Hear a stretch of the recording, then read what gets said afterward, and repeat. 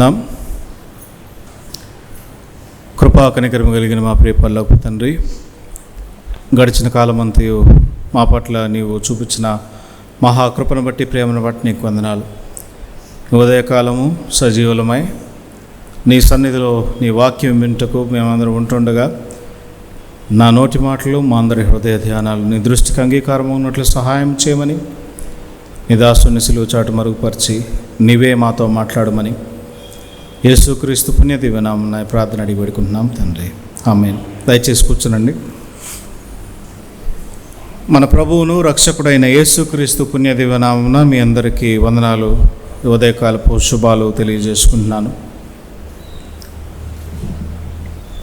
Church of south India పంచాంగంలో నేటి దినము మనము చర్చించుకోబోయే అంశము లెంట్, సమాధానపరుచుకున్న సమయము. ఇంగ్లీష్లో లెంట్ టైమ్ ఆఫ్ రికన్సిలియేషన్ అని ఉంది. సమాధానపరుచుకున్న సమయము. ఎవరితో సమాధానపరుచుకోవాలి? సమాధానం ఎందుకు కావాలి? సమాధానపరుచుకోవాల్సిన అవసరము ఏంటి అనేది మనము కొద్ది నిమిషాలు దేవుని వాక్యము ధ్యానించడానికి మనల్ని మనము సిద్ధపరచుకుందాం.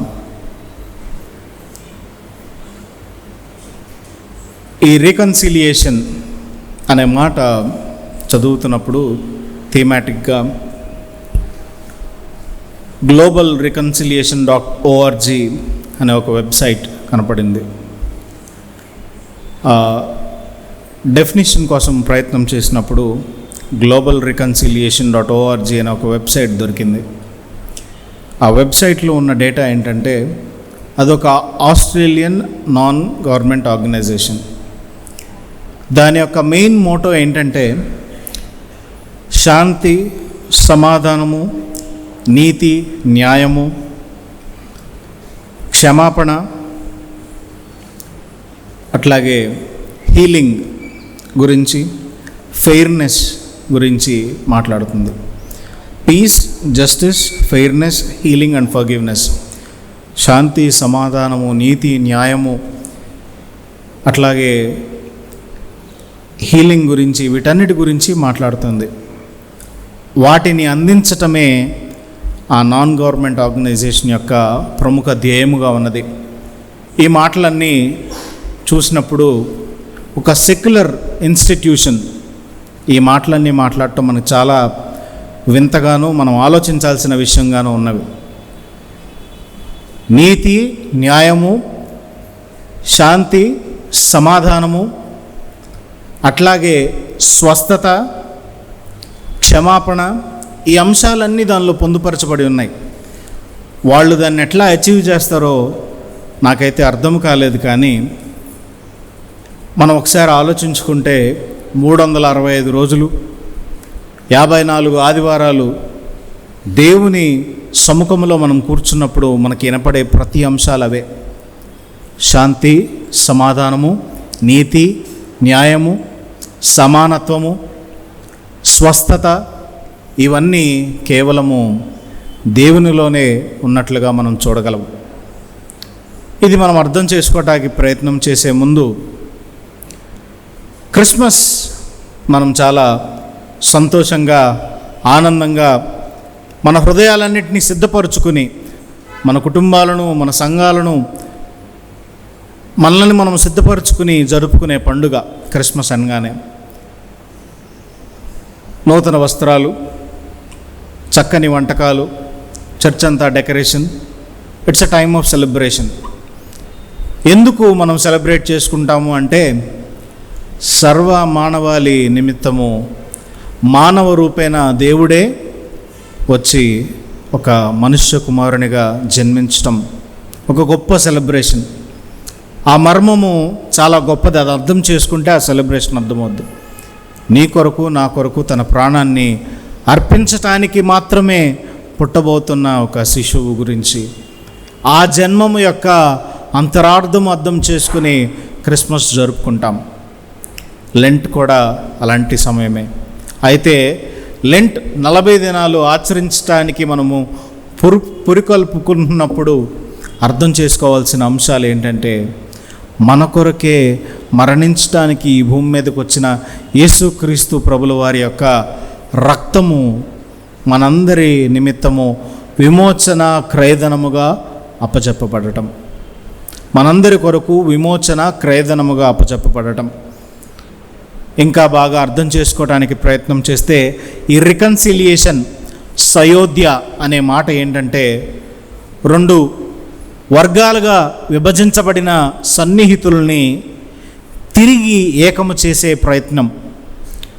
వర్గములుగా విభజించబడిన రెండు గుంపులను తిరిగి ఆ ప్రేమను పురికొల్పుకొని తిరిగి ఆ ప్రేమను వారి మధ్యలో సయోధ్య కుదర్చటమే ఈ రికన్సిలియేషన్. ఈ లెంట్లో మన హృదయాలను, ఈ లెంట్ ఆచరించడానికి, ఈ లెంట్ని అర్థం చేసుకోవటానికి సమాధానం కావాలి. ఏంటా సమాధానం అని మళ్ళీ ఆలోచిస్తే, ఆదిలో మనం ఇందాక మాట్లాడుకున్న మాటలు నీతి, న్యాయము, సమానత్వము, అట్లాగే దేవుని యొక్క క్షమాపణ, దేవుని యొక్క హీలింగ్, ఇవన్నీ ఆదిలో ఉన్నవి. ఆది యందు మానవుడు సృష్టింపబడక మునుపు సమస్తము శూన్యముగా ఉన్నప్పుడు దేవుని ఆత్మ ఉన్నది అక్కడ. ఆ దేవుని ఆత్మ యొక్క అట్రిబ్యూట్స్ ఏంటంటే, ఆ దేవుని ఆత్మ యొక్క గుణగణాలు ఏంటంటే, నీతి కలిగిన ఆత్మ, న్యాయమును అందించేటువంటి దేవుని ఆత్మ, సమానత్వముగా సమముగా అందరినీ చూడగలిగినటువంటి ఆత్మ, ఎటువంటి విభేదము లేకుండా అందరినీ ప్రేమించగలిగేటువంటి ఆత్మ, బుద్ధి విజ్ఞానములు గుప్తమై ఉన్నటువంటి ఆత్మ, ఆ ఆత్మ ఆదినందు ఉన్నది. దేవుని యొక్క ఆత్మ, దేవుడు ఆది అందు ఉన్నాడు, ఆయనలో ఈ గుణగణాలన్నీ ఉన్నవి. మానవుడు తయారు చేయబడిన తర్వాత ఎలాగైనా సరే దేవుని యొక్క సృష్టిని పతనము చేయాలని సాతాను కలిగిన ఆలోచనలో ఇది నిజమా అని అడగటము. గడిచిన 2 వారాలు చూస్తే క్రియేషన్, ఫాల్ ఆఫ్ క్రియేషన్, దాని తర్వాత లెంట్ వచ్చింది. వాటి గురించి మనం మాట్లాడుకోవాల్సిన అవసరం మనకు ఎంతైనా ఉన్నది. మనము ధ్యానం చేసాం. మానవుడు మధ్యలోనికి సైతాను ఎట్లా వచ్చిందో, ఎలాగా చిచ్చు పెట్టిందో, ఎలాంటి ప్రశ్న అడిగిందో, అక్కడ మనం అర్థం చేసుకోవాల్సిన ముఖ్యమైన విషయము మానవుని యొక్క మనస్సు ఎట్లాంటిది. ఇది నిజమా? ఇది తినుదినమున నీవు నిశ్చయముగా మీరు దేవతల వలె అవుతారని సైతాను చెప్పింది. అది తినుదినమున నిశ్చయముగా నీవు చచ్చెదవు అనేమో సృష్టికర్త చెప్పాడు. తయారు చేసిన వాడు చెప్పిన మాట వినటం మర్చిపోయి డిసొబీడియన్స్ ఇక్కడ కనపడుతుంది. మాట విననొల్లని తనము, మాట పెడచెవిని పెట్టేటువంటి మనసు మానవునిది. ఏం చేశాడు? సైతాను చెప్పిన మాట విన్నాడు, అపవాది చెప్పిన మాట విన్నాడు, అపవాది తంత్రంలో పడిపోయాడు. ఎందుకు పడిపోయాడు అంటే, అది తినుదినమున నీవు దేవతల వలె అవుతారు అంటే దేవునితో సమానంగా అవ్వాలనుకుంటున్నాడు మానవుడు. దేవుడేమో సర్వసృష్టిలో తీసుకొచ్చి మానవుణ్ణి చాలా పివోటల్ పాయింట్లో పెట్టాడు. అందరికంటే చాలా ప్రధానమైన వ్యక్తిగా లేదా ప్రధానమైన జీవిగా మానవుణ్ణి ఉంచాడు. ఆదాము దగ్గరికి తీసుకొచ్చి ఆయన జీవం కలిగిన వాటన్నిటికీ ఏ పేర్లు పెట్టగా అదే పేర్లతో నేటికి పిలువబడుతున్నవి అవి. అంతటి యొక్క ప్రాధాన్యత విడిచిపెట్టి సృష్టికర్తతో సమానం అవుతానటువంటి మనస్సును అపవాది కల్పించాడు. అది మానవుని యొక్క మనస్సు. అది వచ్చిన దినము వెంటనే అప్పటి వరకు దేవునితో ఉన్న సమాధానము, అప్పటి వరకు సృష్టి మీద ఉన్న సమాధానము, అప్పటి వరకు జరిగినవన్నీ కోల్పోయి ఒక్క నిమిషంలోనే ఛిద్రమైపోయినాయి. ఆ దినము కోల్పోయిన సమాధానము, మరి సమాధానం కోల్పోయినప్పుడు తిరిగి ఆ సమాధానం మనకు కావాలి. ఎలా కలుగుతుంది ఆ సమాధానము? తిరిగి దేవుడే తన ప్రియకుమారుణ్ణి ఈ లోకంలోనికి ఒక బహుమానంగా ఇచ్చాడు. ఆయన యొక్క రక్తము వలన, ఆ రక్తము మన కొరకు కార్చడం వలన, ఆ రక్తములోనే మనకు రక్షణ, ఆయన వలనే మనకు రక్షణ ఉన్నది. ఆ రక్షణ తిరిగి సమాధానమును తీసుకువచ్చింది.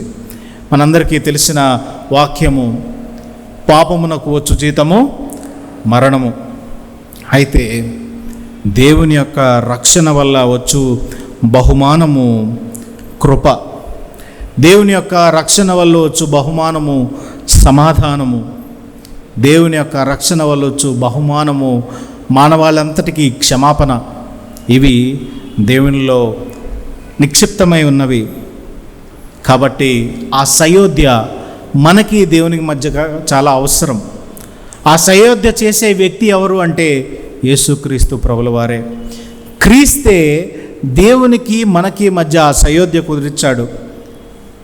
Christ is the centre for reconciliation. ఎవరికి సయోధ్య?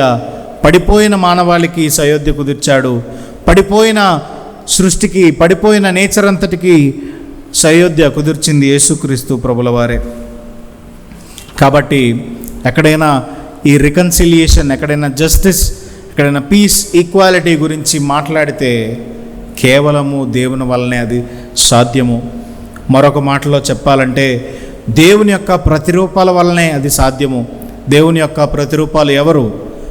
మనమే దేవుని యొక్క ప్రతిరూపాలు. We are made in his image. ఆయన యొక్క రూపంలో మనం చేయబడ్డాము. కాబట్టి ఆయన పోలిక చొప్పున నడుచుకున్నప్పుడు, ఆయనను కలిగి నడుచుకున్నప్పుడు నీతి, న్యాయము, సమానత్వంలో పంచువారిగా మనం ఉన్నాము. ఇక్కడ ఒక మంచి స్టోరీ మనకి తెలుసు. ఆదికాండము 45వ అధ్యాయంలో ఒక incredible journey from prison to prince of piece. యోసేపు జీవితం అక్కడ మనకి కళ్ళ ముందు కనపడుతూ ఉంది. సండే స్కూల్ నుంచి ఆ కథ మనం చెప్పుకుంటూ ఉంటాం. మనందరికీ తెలుసు అక్కడ జరిగిన ఉదంతం అంతా. ఆయన యొక్క జర్నీ చెరలో వేయబడిన దాని దగ్గర నుంచి సమాధానమునకు రారాజుగా, సమాధానమునకు యువరాజుగా, సమాధానము ప్రకటించువాడిగా యోసేపు జీవితం మారింది. మనం చూసినట్లయితే ఆయన ఆదికాండము 37వ అధ్యాయం 5 నుండి 11 వచనాల్లో మనం గమనిస్తే యోసేపు యొక్క సహోదరులు విపరీతమైన ద్వేషముతో సహోదరుణ్ణి చంపివేయాలనుకున్నారు.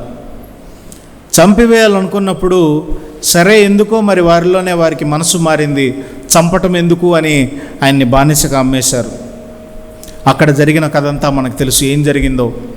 తర్వాత పోతీఫరు కుటుంబంలో ఆదికాండం 39వ అధ్యాయం 1 నుండి 20 వచనాల్లో చూస్తే ఆయన అక్కడ శోధింపబడ్డాడు. ఆయన శోధనకు గురి కావటం అక్కడ మనం చూస్తూ ఉంటాం. ఆ శోధన నుండి పారిపోయాడు. ఆయన అక్కడ ఉండలా, ఆ శోధనలో పడిపోలా, ఆయన అక్కడి నుంచి పారిపోయాడు. ఆదికాండము 39వ అధ్యాయము 20 నుంచి 40వ అధ్యాయం 23వ వచనం వరకు మనం చూస్తే యోసేపు మరి అదే చెరలో పానదాయకుల అధికారికి, భక్ష్యకారుల అధికారికి కళ్ళ యొక్క భావము చెప్పటం మనం చూస్తూ ఉంటాం. తర్వాత 41వ అధ్యాయం గమనించినప్పుడు దేవుడు ఫరోను పురుకొల్పి యోసేపును బహుగా ఆశీర్వదించి ఐగుప్తు దేశమంతటికి రాజు తర్వాత వాడుగా ఆయన్ని చేశాడు. మనందరికీ తెలుసు, నేడు ప్రపంచంలో 7 వండర్స్ ఆఫ్ ద వరల్డ్ మనందరికీ తెలుసు. ఈరోజుకి పిరమిడ్ ఎట్లా కట్టారో, ఎంత గొప్ప గొప్ప ఇంజనీర్లు అయినా సరే ఆ టెక్నాలజీ ఏంటో కనుక్కోలేకపోయారు. రాయి మీద రాయి ఎట్లా నిలిచిందో వారికి తెలియదు. ఈరోజు కూడా సాంకేతికత, మరి వైజ్ఞాన పరిజ్ఞానాలు ఇవన్నీ విపరీతంగా పెరిగిపోయిన తర్వాత కూడా ఆ పిరమిడ్ ఎట్లా కట్టారో ఈ రోజుకి ఎవరి దగ్గర ఒక చిన్న దానికి క్లూ కూడా లేదు ఎవరి దగ్గర. అటువంటి ఐగుప్తు సమాజంలో, నాగరికత, నవీనత పెరిగిన సమాజంలో దేవుడు యోసేపును ఎన్నుకుని గొప్పవాడిగా చేసి అక్కడ ఆయనను ఆశీర్వదించాడు. ఈరోజుకి ఐగుప్తు చరిత్రలో చూస్తే the greatest long term agricultural policy and infrastructure. అప్పట్లోనే శీతల గిడ్డంగులు తయారు చేసి ధాన్యమును దాచి మరి 7 సంవత్సరాల యొక్క ఎటువంటి ఫ్యామిన్ రాకుండా, కరువు కాటకాల నుంచి ఆ ప్రాంతం అంతటిని కాపాడి ఈ రోజు వరకు అదే టెక్నాలజీ వాళ్ళు ఫాలో అవుతున్నారు. యోసేపును దేవుడు అంతగా ఆశీర్వదించాడు. ఇవన్నీ బైబిల్లో ఉన్న విషయాలే. అయితే అటువంటి యోసేపు మరి తన హృదయంలో అధికారం ఉన్నది, ఆయనకి బలమున్నది. 45వ అధ్యాయము చదువుగా మనం గమనిస్తే 2వ వచనం నుంచి 1వ వచనం చివరి భాగంలో, యోసేపు తన సహోదరులకు తన్ను తాను తెలియజేసుకున్నప్పుడు ఎవరునూ అతని యొద్ద నిలిచి ఉండలేదు. అతడు ఎలుగెత్తి ఏడవగా ఐగుప్తీయులను ఫరో ఇంటి వారును వినిరి. అప్పుడు యోసేపు, నేను యోసేపును, నా తండ్రి ఇంకా బతికి ఉన్నాడా అని అడిగినప్పుడు అతని సహోదరులు అతని సముఖమందు తొందరపడి అతనికి ఉత్తరము ఇయ్యలేకపోయిరి. చంపుదామనుకున్న సహోదరుడు ముందుగానే ఉన్నాడు. వారి ముందు ఒక పెద్ద అధికారి ఆయన. ఇప్పుడు చనిపోయాడు అనుకున్నారు, బానిసగా పోయాడు అనుకున్నారు. తండ్రి కూడా ఇక నా కుమారుడు లేడని రోజు విలపిస్తున్న సందర్భంలో అటువంటి యోసేపు వారి కన్నుల ముందున్నారు. తొందరపడ్డారు, భయపడ్డారు. ఏం చేస్తాడో ఇప్పుడు తమ్ముడు, మమ్మల్ని అందరినీ చంపివేస్తాడేమో, అందరినీ ఒక చోటకు పిలిచాడు. మానవ హృదయం అట్లాగే ఆలోచిస్తూ ఉంటుంది. ఎవరి దగ్గరైనా మనం తప్పు చేసి వారి దగ్గర దొరికిపోతే ఆ తప్పును సరి చేసుకోవడానికి ఇంకో 4 అబద్ధాలు చెప్తూ ఉంటాం, ఇంకో కొత్త మాట మాట్లాడుతూ ఉంటాం, లేకపోతే అక్కడి నుంచి పారిపోవడానికి ప్రయత్నం చేస్తూ ఉంటాం. యోసేపు ఎదురు నుంచున్నప్పుడు సహోదరుల మనసులో ఉన్న భయం అట్లాంటిది. ఆయన అడుగుతున్న ప్రశ్న ఇంకా చాలా మనము ఆలోచించాలి. అక్కడ ఆయన ఏమడుగుతున్నాడు? తండ్రి ఇంకా బ్రతికి ఉన్నాడా? మీకేమైనా గుర్తొస్తుందా? నాకైతే కార్గిల్ యుద్ధంలో వెళ్ళినప్పుడు తండ్రి చనిపోతే ఒక చిన్న పిల్లవాడు వెళ్ళి తల్లి దగ్గరికి, అమ్మ తండ్రి ఇంకా బతుకున్నాడా, తిరిగి వస్తాడా? యుద్ధం నుంచి వెనక వచ్చేటప్పుడు ప్రతి సైనికుడి కుటుంబంలో జరిగే సందోహం ఇది. దేశంలో గమనము కోల్పోయి రెఫ్యూజీస్గా మరి సుడాన్ ఆ ప్రాంతంలో జరిగిన పరిస్థితి మనందరికీ తెలుసు. తప్పిపోయిన వారు తిరిగి కలుసుకున్నప్పుడు తండ్రి ఇంకా బ్రతికున్నాడా, నా కుమారులు ఇంకా బ్రతికున్నారా అనేటువంటి ప్రశ్న. అలాంటి ప్రశ్న అడుగుతున్నాడు యోసేపు. ఆ తర్వాత వచ్చిన మనం గమనించినట్లయితే, అంతటా యోసేపు నా దగ్గరకు రండని తన సహోదరులతో చెప్పినప్పుడు వారు అతని దగ్గరకు వచ్చిరి. అప్పుడు అతడు, ఐగుప్తునకు వెళ్ళినట్లు మీరు అమ్మువేసిన మీ సహోదరుడైన యోసేపును నేనే. అయినను నేను ఇక్కడికి వచ్చినట్లు మీరు నన్ను అమ్మివేసినందుకు దుఃఖపడకుడి, అది మీకు సంతాపము పుట్టింపనీయకుడి. ప్రాణరక్షణ కొరకు దేవుడు మీకు ముందుగా నన్ను పంపించెను. ఎంత మంచి మాట! మనం చెప్పగలమా? నా గురించి నన్ను చంపేద్దామని అనుకున్నందుకు మీరు బాధపడొద్దు, ఎందుకంటే అది మీ వలన కలిగింది కాదు. ఈ దినము మీ ప్రాణమును రక్షించడానికి దేవుడు ఆ రోజే నన్ను తీసుకువెళ్ళాడు. మనమైతే ఏదైనా చిన్న వివాదం వస్తే సహోదరుడితో మళ్ళీ మొహం చూసుకోలేం. ఏంట్రా అంటే ఏంట్రా అనేటట్టు ఉంటాం. సంఘంలో అయినా అంతే, కుటుంబంలో అయినా అంతే, బయట అయినా అంతే. తనని చంపుదామనుకున్న వ్యక్తి తన సహోదరుడైనా సరే ఆ బాధనంతటిని హృదయంలో నుంచి తీసివేసుకుని వారితో అంటున్న మాట చాలా భయంకరమైన మాట. అయినను నేను ఇక్కడికి వచ్చినట్లు మీరు నన్ను అమ్మివేసినందుకు దుఃఖపడకుడి, అది మీకు సంతాపమును పుట్టింపనీయకుడి. మనము చేసిన పాపము ఎప్పుడు మన హృదయంలోనే సంతాపము కలుగజేసేటట్లు చేస్తూ ఉంటుంది. మన పాపము మనల్ని రింగివేస్తూ ఉంటుంది. మన ద్వేషము, మన పగ, మన అసూయ, ఇతరుల మీద మనకుండే కలహము, జగడము, అటువంటి మనసంతా ఏదో ఒక దినమున మన హృదయాన్ని కలిసివేస్తూ ఉంటుంది.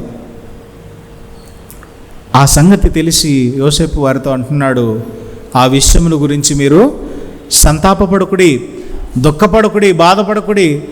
ఆ బాధ మీలో నుంచి తీసివేసుకోండి, ఎందుకంటే మీకంటే ముందు దేవుడు ప్రాణమును కాపాడటకు దేవుడు మీకు ముందుగా నన్ను పంపించెను అని అంటున్నాడు.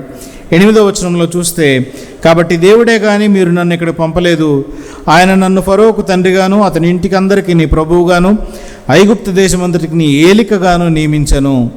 మీరు త్వరగా నా తండ్రి వద్దకు వెళ్ళి అతనితో, నీ కుమారుడైన యోసేపు, దేవుడు నన్ను ఐగుప్తు దేశమంతటికి నీ ప్రభువుగా నియమించను, నా యొద్దకు రమ్ము, ఇక్కడ ఉండవద్దు, అనేటువంటి మాట చెప్పమని చెప్తున్నాడు. చివరి భాగంలో మనం చూస్తే ఆయన తమ్ముడు ఆయన బెన్యామీను మీద పడి, ఆయన మెడ మీద పడి ముద్దు పెట్టుకుని రోధిస్తూ ఉన్నాడు. ఇది మనకి చూసినప్పుడు తప్పిపోయిన కుమారుని యొక్క ఉదంతము కనపడతా ఉంటుంది.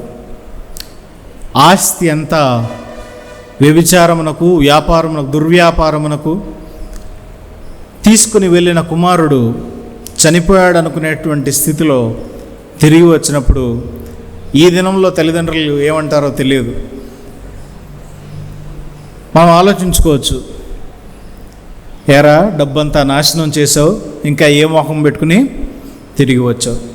ఇదే కదా మనమైతే అనేది ఖచ్చితంగా. అటువంటి కుమారుణ్ణి హక్కున చేర్చుకుని మెడ మీద పడి ముద్దు పెట్టుకుని తన మురికి మలిన వస్త్రాలన్నింటినీ తొలగింపవేసి మంచి ప్రశస్త వస్త్రాలు తీసుకొచ్చి ధరింపచేసి తన వేలికి ఉంగరము పెట్టి ముద్దు పెట్టుకుంటున్నాడు తండ్రి. The kiss of peace. కమ్యూనియన్లో మనం మెచ్చుకుంటాం, shake hand. The kiss of peace, దేవునితో సమాధానపరచబడుట. మానవాళి అంతా పాపం చేసి పడిపోయినప్పుడు తిరిగి మానవాళిని హత్తుకొని తన ప్రియకుమారుణ్ణి ఇచ్చి ఆయన రక్తముతో మనల్ని కడిగి ఆ పాపపు వస్త్రము తీసివేసి పరిశుద్ధ వస్త్రము ధరింపచేసి దేవుని యొక్క సమాధానముతో మనల్ని ముద్దు పెట్టుకొని మనల్ని హక్కును చేర్చుకుని రక్షణను మనకి తొడిగింపచేస్తున్నాడు దేవుడు. దేవుని యొక్క ప్రేమ అది ఈ అయోధ్య. యోసేపు కథ ద్వారా మనకు అర్థమయ్యేది ఏంటంటే, మొదట మనతో మనము సమాధానపడాలి, మన సహోదరులతో సమాధానపడాలి. ఆ సమాధానము మనలో లేనిదే మనం ఏ పని చేయనేరము. దేవుణ్ణి మనం యాక్సెప్ట్ చేసినప్పుడే ఆ సమాధానము మన హృదయంలో ఉంటుంది. ఎఫెసీలకు రాసిన పత్రిక 2వ అధ్యాయము 11వ వచనం నుంచి మనం గమనించినట్లయితే అక్కడ, కాబట్టి మునుపు శరీర విషయంలో అన్యజనులై ఉండి శరీరమందు చేతితో చేయబడిన సున్నతి గలవారు అనబడిన వారి చేత సున్నతి లేని వారు అనబడిన మీరు అని మాట్లాడుతున్నాడు. ఎఫెసు ఒక చాలా పెద్ద పట్టణము. ఈ ఎఫెస్లో కూడా ఒక ప్రాముఖ్యత ఉంది. ఎంత పెద్ద పట్టణం అంటే, ancient wonders of the world, పాత 7 వండర్స్లో, ఇప్పుడు మనకి ప్రజెంట్ ఉన్న 7 వండర్స్ కాకుండా ఏన్షియంట్ వరల్డ్లో ఉన్న 7 వండర్స్లో టెంపుల్ ఆఫ్ డయానా అనేది వన్ ఆఫ్ ది వండర్. ఈ టెంపుల్ ఆఫ్ డయానా ఈ ఎఫెస్సి పట్టణంలో ఉండేది. The third capital of Christianity అని కూడా దీన్ని చెప్పుకోవచ్చు.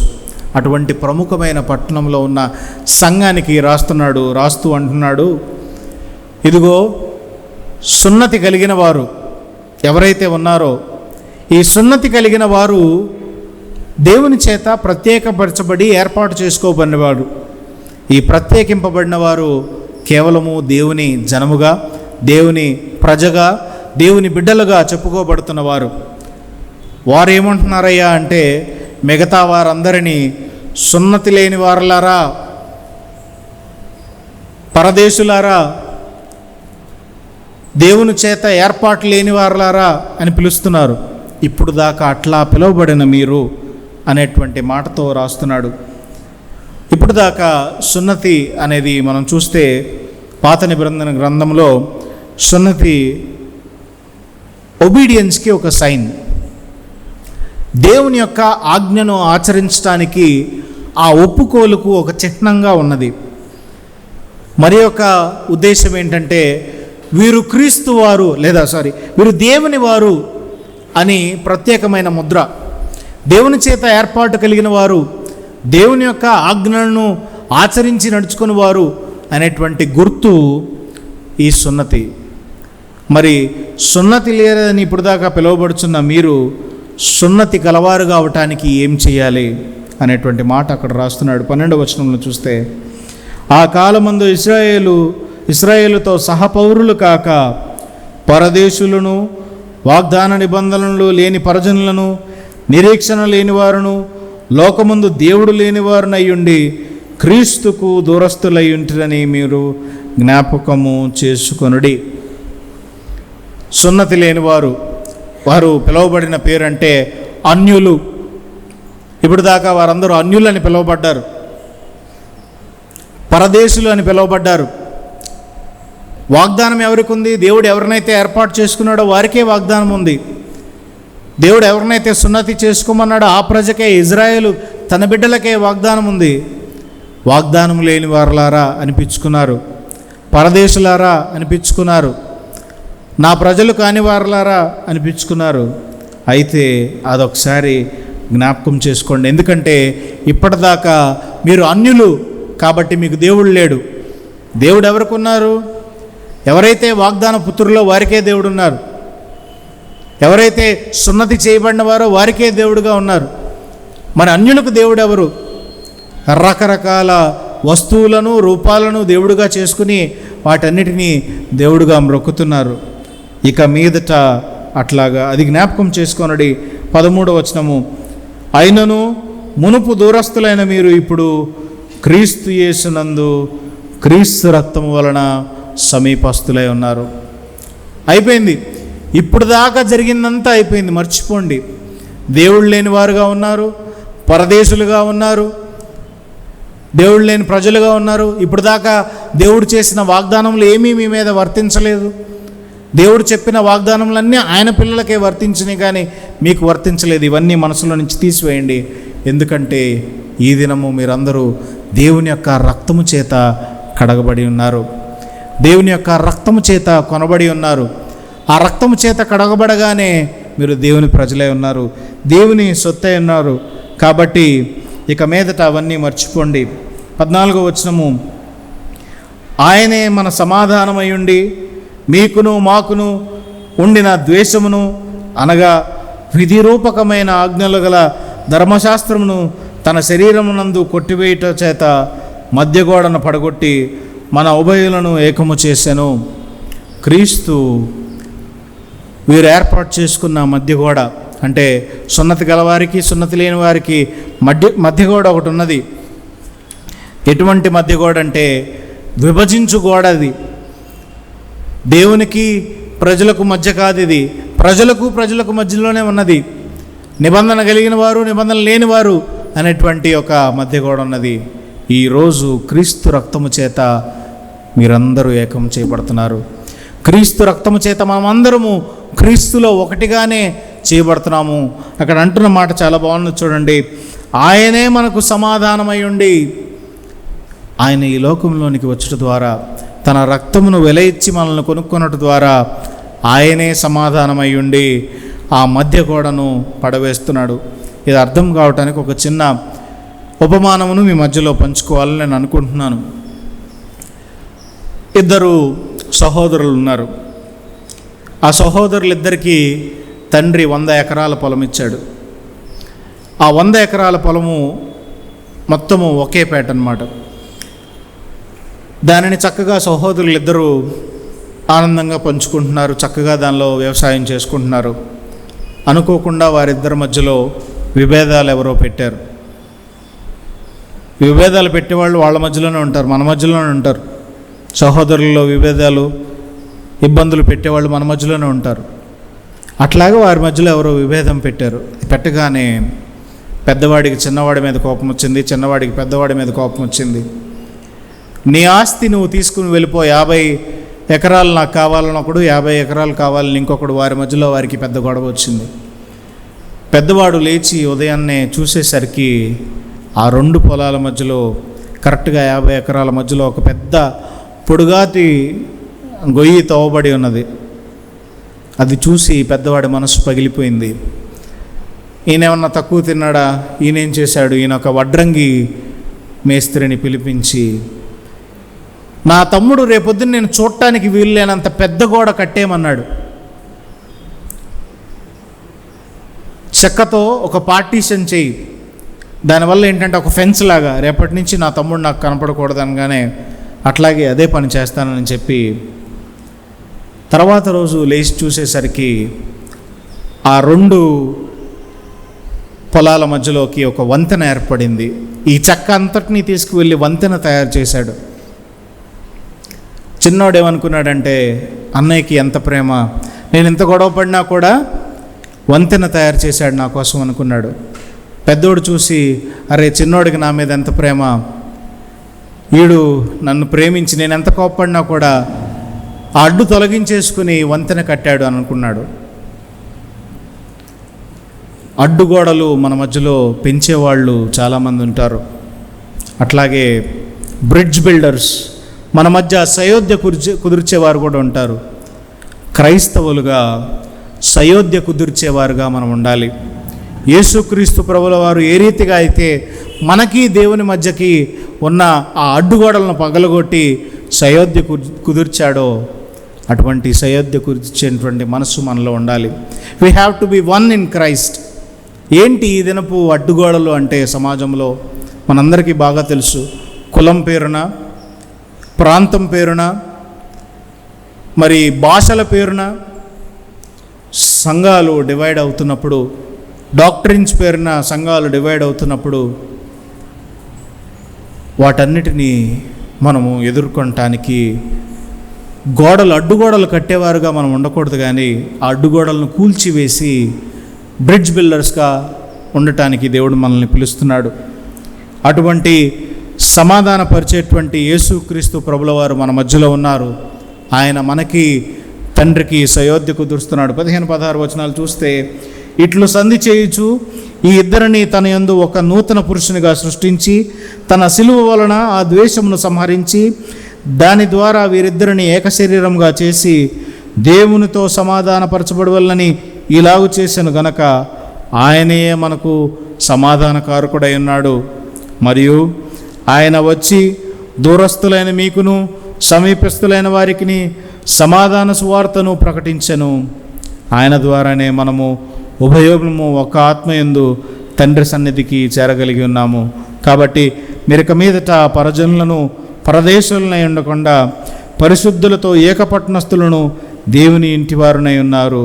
క్రీస్తు యేసే ముఖ్యమైన మూలరాయి అయి ఉండగా అపోస్తులను ప్రవక్తలను వేసిన పునాది మీద మీరు కట్టబడి ఉన్నారు. ప్రతి కట్టడమును ఆయనలో చక్కగా అమర్చబడి ప్రభువునందు పరిశుద్ధమైన దేవాలయం అవుటకు వృద్ధి పొందుచున్నది. ఆయనలో మీరు కూడా ఆత్మమూలముగా దేవునికి నివాస స్థలమై ఉండుటకు కట్టబడుచున్నారు.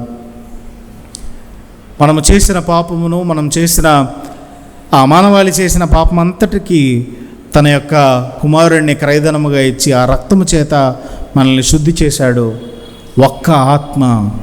ఒక్కటైన ఆత్మ చేత అందరినీ సమాధానపరిచి ఆ ఆత్మను మనలో నివసింపచేయటానికి పురుకొల్పుతున్నాడు.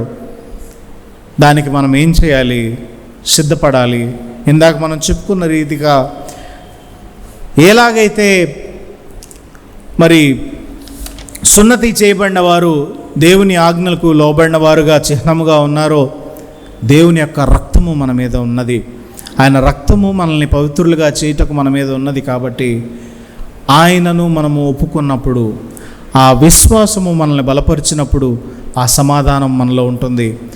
ఆ సమాధానం కలిగిన మనము ఒకరితో ఒకరు సమాధానపడి ఒకరితో ఒకరు సయోధ్య కుదుర్చుకుని ఆ సమాధానం అనుబంధము చేత బలముగా కలిగి ఉంటాము. అంటే వేరే మాటలో చెప్పాలంటే దేవుని ఆత్మ లేనివాడు సమాధానమును కుదుర్చువాడు కాదు.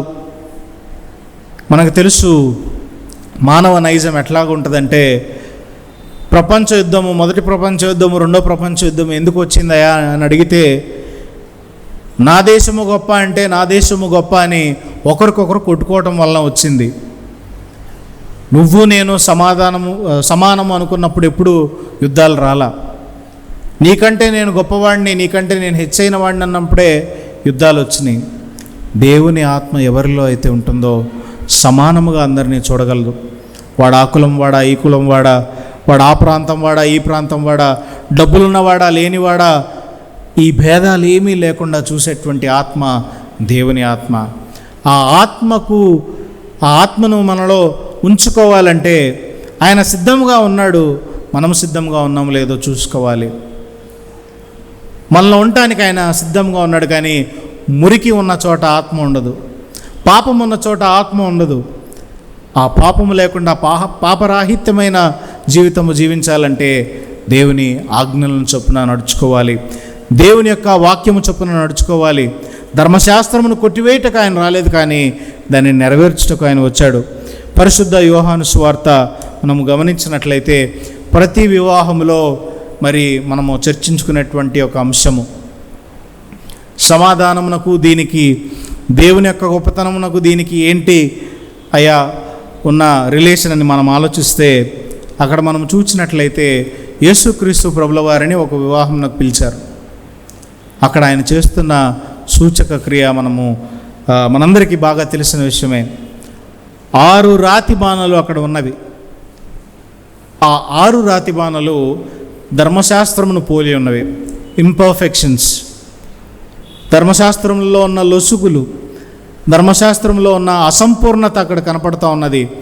ఎందుకు అని అడిగితే యూదులకు పరిపూర్ణ సంఖ్య ఏదండి? 7. కానీ అక్కడ ఉన్న రాతి బాణలు 6. ఆ రాతి బాణల్లో ఏముంది?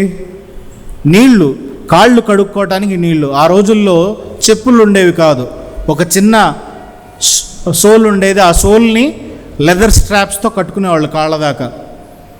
ఏ కాలంలో అయినా ఖచ్చితంగా కాళ్ళు కడుక్కోవాలి. ఎందుకంటే ఆ ప్రాంతం ఎట్లా ఉండేదంటే ఎండాకాలంలో మొత్తం దుమ్ము ఉండేది, నడిచినప్పుడు ఆ దుమ్ము పాదాలకు అంటుకుంటుంది, ఖచ్చితంగా కాళ్ళు కడుక్కోవాల్సిందే. మిగతా కాలాలన్నింటిలో బురద ఉంటుంది, ఖచ్చితంగా కాళ్ళు కడుక్కోవాల్సిందే. ఏ రకంగా అయినా శుద్ధి చేసుకుని ఇంట్లోకి రావటం యూదులకు ఒక అద్దు. వాళ్ళు ఆ పని ఖచ్చితంగా చేసేటువంటి వారు. అటువంటి ఆచారం కలిగిన ఆ 6 రాతి బాణలను అక్కడ ఉంచబడితే యేసుక్రీస్తు ప్రభుల వారు అక్కడ ఉన్నాడు. ఇక్కడ మనం చాలా మాటలు చెప్పుకోవచ్చు, కానీ ఈ సందర్భానికి తగిన మాట, ఎక్కడైతే యేసుక్రీస్తు ఉంటాడో అక్కడ సెలబ్రేషన్ ఉంటుంది అని మనం చెప్పుకుంటాం వివాహంలో. ఎక్కడైతే యేసుక్రీస్తు ప్రభుల వారు ఉంటారో అక్కడ ట్రాన్స్ఫర్మేషన్ ఉంటుంది. మొదటి పాఠంలో మనం చూస్తే transformation from prison to prince of piece, చెర నుండి సమాధానమును ప్రకటించువాడిగా యోసేపును దేవుడు వాడుకున్నాడు.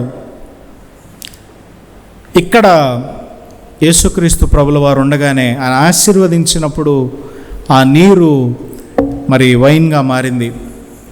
అక్కడ అబండెన్స్ కూడా కనపడుతుంది. ఒక్కొక్క రాతి బాణ దాదాపు 30 గ్యాలన్స్, అంటే సుమారు 60 లీటర్లు అనుకోవచ్చు. 6 రాతి బాణలు లెక్కేసుకోండి, లెక్కలు వచ్చిన వాళ్ళందరూ. లెక్కకు మించి పెళ్ళిళ్ళలో అంతకు మించిన ఇది ఎక్కడ ఉండదు. అది దాదాపు ఒక 10-15 పెళ్ళిళ్ళకు సరిపడేటువంటి వైన్. అది సమృద్ధి. దేవుని ప్రజెన్స్ అక్కడ ఉన్నప్పుడు, ఆయన యొక్క సమక్షములో ఎప్పుడు ఒక పరిపూర్ణత ఉంటుంది. ధర్మశాస్త్రము మరి అక్కడ కనపడతా ఉన్నది, ఇంపర్ఫెక్షన్ కనపడతా ఉన్నది. ఉదాహరణ మరి లేవీకాండంలో మనం చూసినట్లయితే ఒక ఉదాహరణ మాత్రమే, దీన్ని మళ్ళీ క్రాస్ క్వశ్చన్ చేయొద్దు దయచేసి. లేవీకాండంలో ఉన్న వీటి ప్రకారము ఎవరైతే పాపం చేస్తారో వారు ఒక జత పావురమునో వారి వారి స్తోమత బట్టి ఎడ్లనో ఏది ఇచ్చినా వారి పాపానికి మరి చెల్లుతుంది. కాబట్టి ఏంటి, డబ్బులు ఉన్నవాడు పాపం చేయొచ్చు, అంతే కదా, వైస్ వర్సా. కాబట్టి ఇక్కడ అర్థం చేసుకోవాల్సిన విషయం ఏంటంటే అందరూ పాపము చేసి దేవుని యొక్క కృప పొందుకోలేక ఉన్నాం. మన పనులని బట్టి కాదు, మన నీతిని బట్టి కాదు, మనం చేసేటువంటి క్రియలను బట్టి కాదు, కానీ దేవుని యొక్క కృప వల్లనే రక్షణ వస్తుందనేటువంటి ఒక గొప్ప అండర్స్టాండింగ్ ఈ కానాలోని వివాహంలో యేసుక్రీస్తు ప్రభుల వారు ఆ రాతి బాణంలో ఉన్న నీటిని ద్రాక్షారసముగా మార్చినప్పుడు మనకు తెలుస్తూ ఉంటుంది. మనం కూడా అంతే. యేసుక్రీస్తు ప్రభుల వారి జీవితంలో లేనంత వరకు వాటర్ లాగా టేస్ట్లెస్గా, పాయింట్లెస్గా, క్లూలెస్గా, ఎటువంటి రుచి లేని వారంగా ఉంటాం. ఎప్పుడైతే యేసుక్రీస్తు మనలో నివసించడానికి మనం ఒప్పుకుంటామో, ఆయన ఆత్మకు మనం చోటిస్తామో, ఆయన సమాధానమునకు మనం చోటిస్తామో, రుచికరమైన ద్రాక్షారసం వంటి జీవితం మనం జీవిస్తూ ఉంటాం. ఇంకా బాగా చెప్పాలంటే క్రైస్తవ జీవితము రుచి లేని జీవితంగా ఉండే కంటే రుచి కలిగిన జీవితంగా ఉండటం చాలా అవసరం. ఎంతమంది మనలో ఉన్నవారు అందరితో సమాధానంగా ఉన్నారని చేయెత్తగలం? మొదట మనతో మనం సమాధానంగా ఉన్నామో లేదో మనం చూసుకోవాలి. మన పొరుగు వారితో ఎంతమంది సమాధానంగా ఉన్నాం, మన సహోదరులతో ఎంతమంది సమాధానం కలిగి ఉన్నాం, మన ఇంటి వారితో ఎంతమంది సమాధానం కలిగి ఉన్నాం. నాకు కూడా వర్తిస్తుంది. ఎవరు కలిగి ఉన్నారు సమాధానం కలిగి? ఈరోజు దేవుని యొక్క వాక్యము మనకి పిలుపునిస్తుంది. అక్కడ మనం విడిచిపెట్టిన ఒక చిన్న మాట నేను చెప్పాలని అనుకుంటున్నాను. ఆయన మీతో చెప్పినది చేయుడి. మరియమ్మ అన్న మాట, ఆయన మీతో చెప్పినది చేయుడి. ఆయన ఏది చెప్తే అది చేయండి అయ్యా అని చెప్పింది శిష్యులకు ఆవిడ. దాన్ని ఈ రకంగా నేను చెప్పాలనుకుంటున్నాను. ఈ దినం వరకు పాపమును మన హృదయానికి హత్తుకుని ఉన్నామేమో, ఆయన మనతో చెప్పినది చేద్దాం. ఏం చెప్పాడు ఆయన? తనను పోలి నడుచుకోమన్నాడు. ఆయన ఆజ్ఞలను అనుసరించి నడుచుకోమన్నాడు. ఆయన మనతో చెప్పినది మనం చేద్దాం. ఒకవేళ బ్రోకెన్ రిలేషన్స్ ఉంటే, బ్రోకెన్ హార్ట్ ఉంటే, డిప్రెస్డ్ హార్ట్ ఉంటే, let us heal our selves. మనల్ని మనం సరి చేసుకుందాం. ఈ లెంట్ 40 దినాలు క్రిస్మస్ కంటే చాలా ప్రాముఖ్యమైనవి. ప్రతిరోజు మనల్ని మనం సరి చేసుకోవటానికి, ప్రతిరోజు మన హృదయంలోకి మనం చూసుకోవటానికి, మన పొరుగువారితో, మన సహోదరులతో, మన సంఘముతో, మనతో మనము, దేవునితో మనము, సృష్టితో మనము సమాధానం కలిగి ఉన్నామో లేదో చూసుకోవాలి. చివరిగా ఒక మాట, మానవుని యొక్క పాపం వల్ల సృష్టి కూడా నాశనానికి గురైంది. ఎలాగనంటారా? మించిన అవసరానికి మించిన, పరిమితికి మించినవన్నీ మనం వాడుతూ ఉంటాం. మన నిమిత్తము నేల శపింపబడినది. ఓజోన్ లేయర్ డిప్లీట్ అవుతుంది. ఎందుకండి?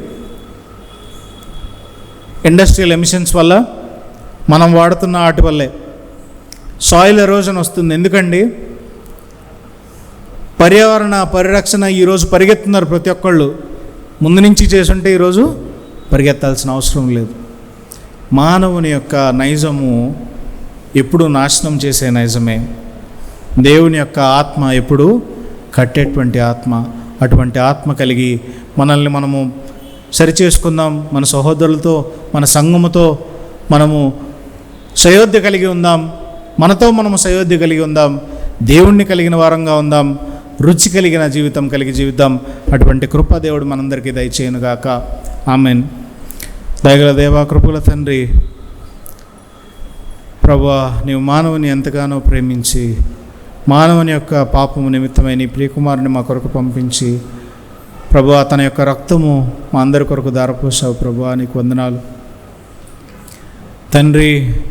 నిన్ను కలిగిన వారముగా, నీ గుణాలను ప్రభువా, నీ గుణాతిశయములను ప్రచురపరచువారముగా, ప్రభువా, నీ పోలిక చొప్పున నడుచువారముగా, నీ ఆత్మ కలిగిన వారముగా, క్రీస్తును ప్రపంచమంతటికి చూపించేటువంటి వారముగా నీ ఆత్మ మాలో వెలిగించి, అటువంటి సమాధానం మేము మొదట మీతో కలిగి ఉండి, ప్రభువా, సమాధాన సువార్త నువ్వు ఎలాగైతే మాకు ఇచ్చావో ఆ సమాధాన సువార్తను ప్రభువా సర్వ సృష్టికి ప్రకటించులాగున సకల జ్ఞానం మించిన నీ సమాధానం మాకు దయచేయమని యేసు నామమున ప్రార్థన అడిగి వేడుకుంటున్నాం తండ్రి.